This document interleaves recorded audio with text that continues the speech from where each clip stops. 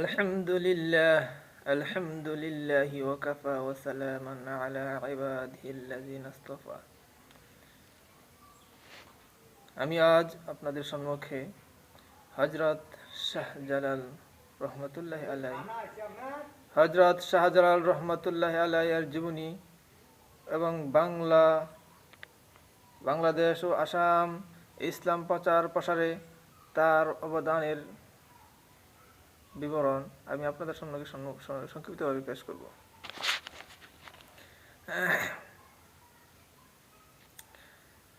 বাংলা ও আসামের মাটি হতে ব্রাহ্মণবাদী শোষণ ও আধিপত্য মূল উৎপাটন করে সেখানে ইসলাম প্রতিষ্ঠার অভিপ্রায়ে যে কজন মর্দে মুজাহিদ অস্ত্র ধারণ করে ইতিহাসের পাতায় অমর হয়ে রয়েছেন, হযরত শাহজালাল তাদের অন্যতম। ব্রাহ্মণবাদী স্বেচ্ছাচার ও অত্যাচারমূলক শাসন নির্মূল করে এদেশে একটি আদর্শ ভিত্তিক ও কল্যাণমূলক ইসলামী রাষ্ট্র কায়েম করাই ছিল তাদের জীবনের মুখ্য স্বপ্ন। তাই বাংলাদেশে ইসলাম প্রতিষ্ঠার আন্দোলনে ইতিহাসে হযরত শাহজালালের নাম চির অম্লান। হযরত শাহজালাল রহমাতুল্লাহি আলাইহি এর জীবনী। জন্মস্থান হযরত শাহজালাল রহমাতুল্লাহি আলাইহি এর মাজারের একটি শিলালিপি অনুসারে তার এশিয়া মাইনরের বর্তমান কুনাইন শহরে জন্মগ্রহণ করেন, কিন্তু সুহাইল ইয়ামন গ্রন্থ অনুসারে তিনি ইয়েমেনের এক কুরাইশ পরিবারে জন্মগ্রহণ করেন।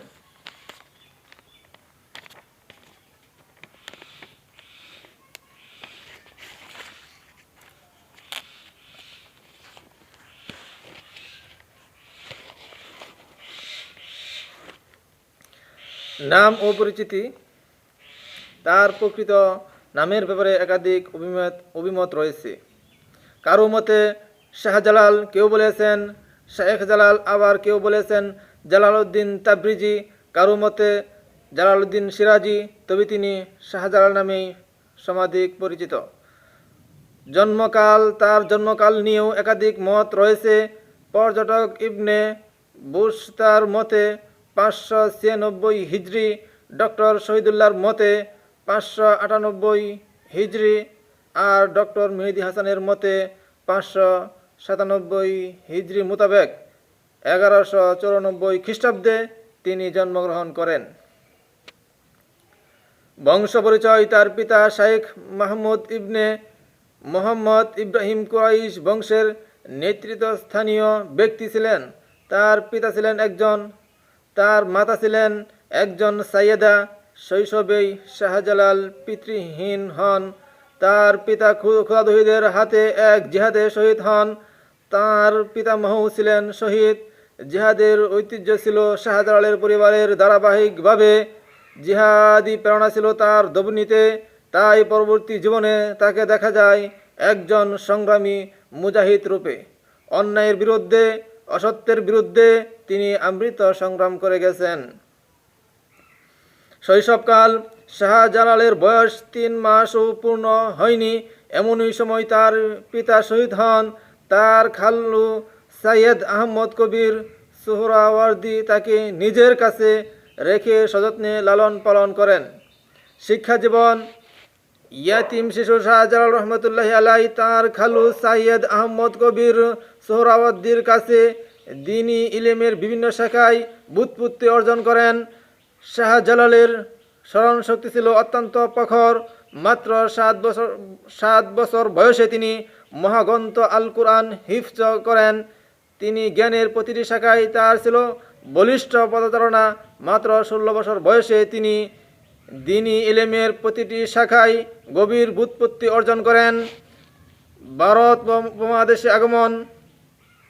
বিভিন্ন বিষয়ে শিক্ষা সমাপ্ত করে 30 বছর বয়সে উস্তাদের ও খালুর সম্মতি নিয়ে শাহজালাল 700 অনুচর সহ ইসলাম প্রচারের উদ্দেশ্যে বেরিয়ে পড়েন। এ সময় দুর্দান্ত ও নির্মম মুঘলগণের মুঘলগণ মধ্য ও পশ্চিম এশিয়ার মুসলিম রাজ্য ও কৃষ্টি ধ্বংসের কাজে তৎপর হয়ে ওঠে। হালুক খান যখন 1258 সালে বাগদাদ ধ্বংস ও আব্বাসীয় খলিফা মুতাসিম বিল্লাহকে হত্যা করে, শাহজালাল তখন রাজধানীতেই উপস্থিত ছিলেন। সেখান থেকে তিনি ভারতের উদ্দেশ্যে রওনা হন। দিন প্রচারের উদ্দেশ্যে অনুচর নিয়োগ। ভারতের উদ্দেশ্যে আগমন করেন। ভারতের উদ্দেশ্যে আগমন করলে পথিমধ্যে তিনি দুশমনদের বিরুদ্ধে জিহাদে লিপ্ত হন এবং বহু অঞ্চল জয় করে অনুচরদের অনেককে সেসব স্থানের অধিবাসীদের মধ্যে তিনি দিন প্রচার ও প্রতিষ্ঠার জন্য রেখে যান। হযরত নিজামুদ্দিনের সাক্ষাৎ লাভ। পথিমধ্যে জিহাদে অংশগ্রহণ করে বহু অঞ্চল জয় করে এক পর্যায়ে তিনি দিল্লিতে এসে উপস্থিত হন এবং শেখ নিজামুদ্দিন আউলিয়া 1236 থেকে 1325 সঙ্গে তার সাক্ষাৎ ঘটে। শেখ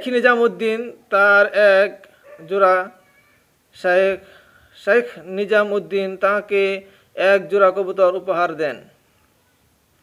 এই কবুতরের জোড়ার বংশধরই সিলেটে জালালি কবুতর নামে খ্যাত। ইন্তেকাল।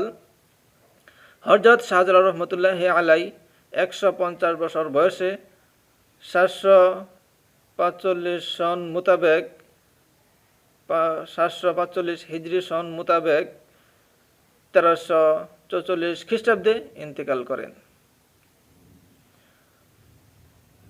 বাংলা ও আসামে ইসলাম প্রচারে শাহজালাল রহমতুল্লাহি আলাইহি এর অবদান। বাংলাদেশে আগমন। দিল্লি হতে বিদায় গ্রহণ করে শাহজালাল পূর্ব ভারতের দিকে রওনা হন। এলাহাবাদের সৈয়দ নাসির উদ্দিন নামক জৈনিক মুজাহিদ নেতা তার বাহিনী সহ শাহজালালের সঙ্গী হিসেবে অন্তর্ভুক্ত হন।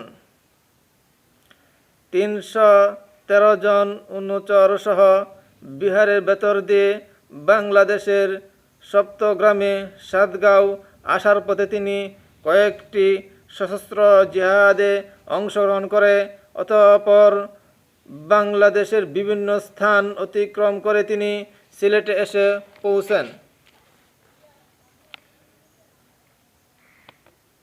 সিলেট বিজয়ে হযরত শাহজালাল রহমতুল্লাহি আলাইহি এর অবদান। রাজা গৌরগোবিন্দের বিরুদ্ধে সুলতান ফিরোজ শাহের সংগ্রাম। তখন সিলেটের হিন্দু রাজা গৌরগোবিন্দ রাজত্ব করতেন। সিলেটে শাহজালালের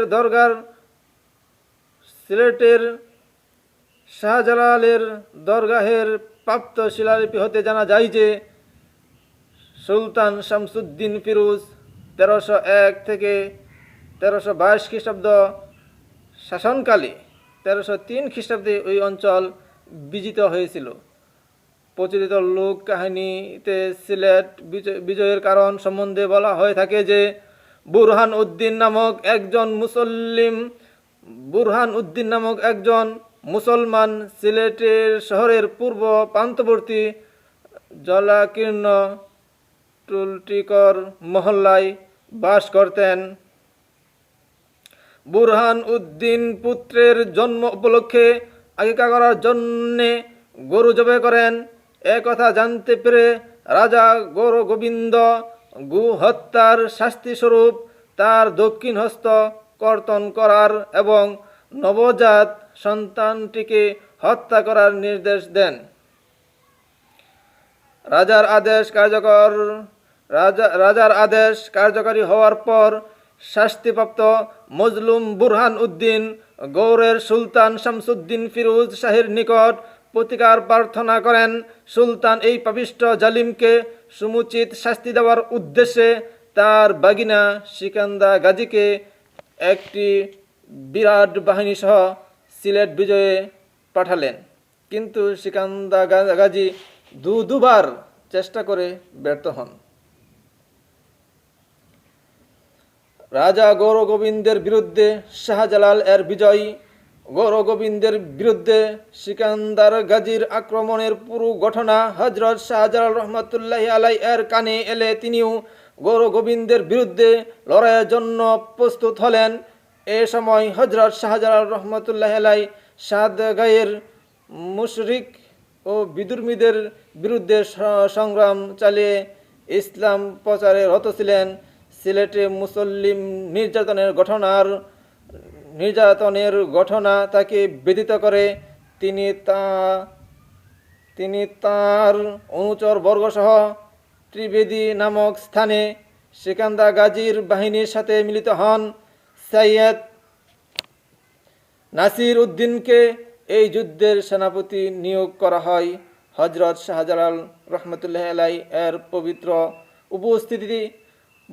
উপস্থিতি, আধ্যাত্মিক শক্তি, প্রভাব এবং বলিষ্ঠ নেতৃত্বের ফলে সিলেট সহজেই মুসলমানদের অধিকারে আসে। রাজা গৌরগোবিন্দ সিলেট ত্যাগ করে আসামের দুর্গম অরণ্য অঞ্চলে পলায়ন করেন এবং হযরত শাহজালাল রহমতুল্লাহ আলাই মৃত্যু অবধি সিলেটে ইসলাম বিস্তার অগ্রনায়কের ভূমিকা পালন করেন। সিলেটে দ্বীনি কেন্দ্র স্থাপন। সিলেট বিজয়ের পর হযরত শাহজালাল রহমতুল্লাহ আলাই তাঁর প্রধান প্রচার কেন্দ্র সেখানে স্থাপন করেন। পাহাড়ের একটি উঁচু টিলার উপর নির্মিত দিন প্রচারের এই কেন্দ্র আজও বিদ্যমান রয়েছে। বাকি জীবন এখানে থেকে তিনি দিন প্রচার ও জনসেবামূলক কার্যক্রম পরিচালনা করেন। নিজ জন্মভূমির মায়াবন্ধন ত্যাগ করে একান্ত দিনের স্বার্থেই তিনি সিলেট অবস্থান করেন এবং শেষ পর্যন্ত সিলেটেই তার জীবনের শেষ মুহূর্তটি কেটে যায়। সিলেট শহরেই তার মাজার অবস্থিত। সঙ্গী সাথীদের বিভিন্ন অঞ্চলে দিন প্রচারের দায়িত্ব দিয়ে প্রেরণ। হযরত শাহজালাল রহমতুল্লাহ আলাই এর অনুচরবর্গ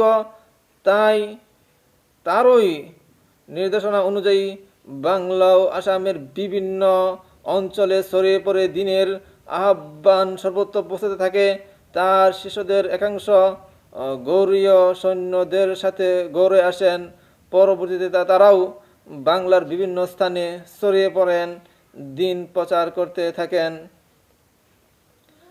ব্যাপক সফর সভা ও ওয়াজ মাহফিল দিনের আহ্বান সর্বত্র পৌঁছে দেওয়ার জন্যেই হযরত শাহজালাল রহমতুল্লাহ আলাই সিলেট সহ বাংলাদেশের বিভিন্ন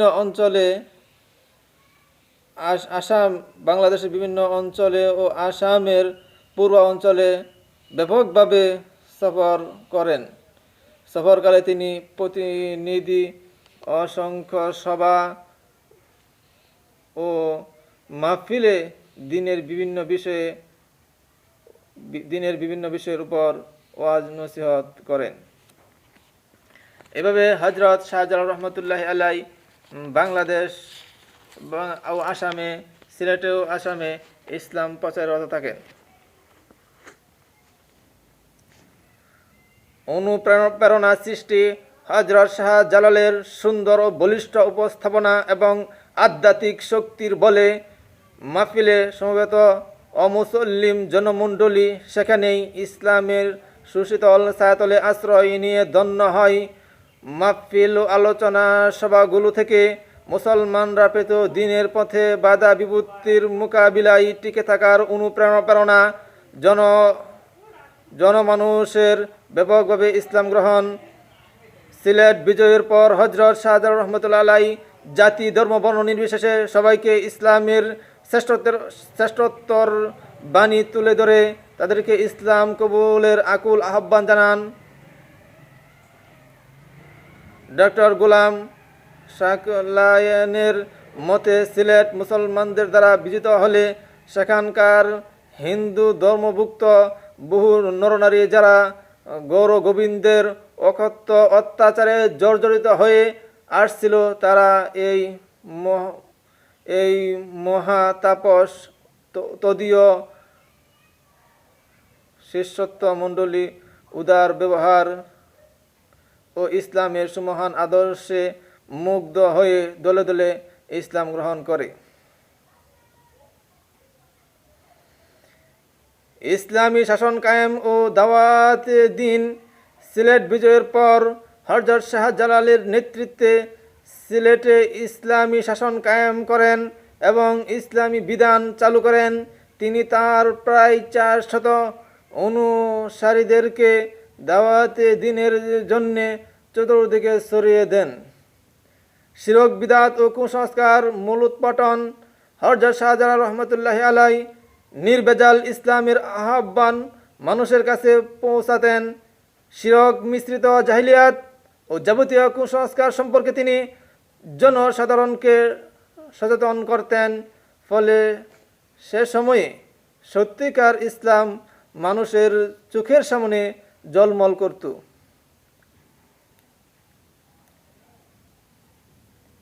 সুসংগঠিত সংগঠন ও নেটওয়ার্ক হযরত শাহজালাল রহমতুল্লাহ আলাই গড়ে তুলেছিলেন একটি শক্তিশালী সংগঠন। তার 360 জন সঙ্গীকে তিনি বাংলা ও আসামের বিভিন্ন এলাকায় দিন প্রচার ও প্রতিষ্ঠার উদ্দেশ্যে ছড়িয়ে দেন। তার কাছ থেকে দিন প্রচারের যাবতীয় কর্মতৎপরতার রিপোর্ট নিয়মিত সিলেটে আসত। দাওয়াতি কাজের তদারকি মূলত সিলেট ছিল তখনকার ইসলামী আন্দোলনের কেন্দ্রবিন্দু। হযরত শাহজালাল রহমতুল্লাহ আলাই সিলেট প্রধান কেন্দ্রে অবস্থান করে তার প্রতিনিধিদের কাজের খোঁজখবর রাখতেন, তাদের সমস্যা ও সম্ভাবনার মূল্যায়ন করে প্রয়োজনীয় হিদায়াত দিতেন। প্রয়োজন বোধে তিনি কোনো অঞ্চলে সফর করতেন এবং তার নিয়োগকৃত প্রতিনিধিদের নিকট থেকে দাওয়াতি কাজের তদারকি করতেন। হযরত শাহজালাল রহমতুল্লাহ আলাই এর জনপ্রিয়তা হযরত শাহজালাল রহমতুল্লাহ আলাই এর দিন প্রচার ও প্রতিষ্ঠার কাহিনী মানুষের বাংলাদেশের বিভিন্ন হযরত শাহজালাল রহমতুল্লাহ আলাই এর দিন প্রচার ও প্রতিষ্ঠার কাহিনী বাংলাদেশের মানুষ বিভিন্ন গ্রাম্য গাথা ও ছড়াই জীবন্ত করে রেখেছেন। এসব ছড়া ও গ্রাম্য গাথার মধ্যে এই মহান সাধকের প্রশংসা কীর্তি রচিত হয়েছে। তার মধ্যে একটি গ্রাম্য ছড়া, 2টি ছত্র নিম্নরূপ: হিন্দু আছে লাখো লাখো, নাইর মুসলমান, সিলেটের কাছে আসি কে দিল আজান। হিন্দু আছে লাখো লাখো, নাইর মুসলমান, সিলেটের কাছে আসি কে দিল আজান। আমরা এর দ্বারা বুঝতে পারি হযরত শাহজালাল রহমতুল্লাহ আলাই কীভাবে ইসলাম প্রচার প্রসারে কাজ করে আছে। পরিশেষে বলা যায় যে আজকের বাংলাদেশ ও আসামের পশ্চিমাংশে ইসলাম প্রচার ও প্রসারে হযরত শাহজালাল এর অবদান অতুলনীয়। সমকালীন পর্যটক ইবনে বুস্তা লিখেছেন, তার হাতে এই দেশের অধিকাংশ মানুষ ইসলাম গ্রহণ করে।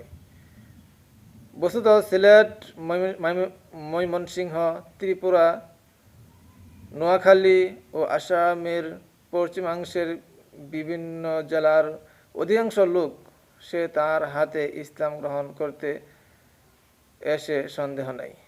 ইসলাম গ্রহণ করিয়াছে, এতে কোনো সন্দেহ নাই। এ জেলাসমূহ অধিবাসীদের উপর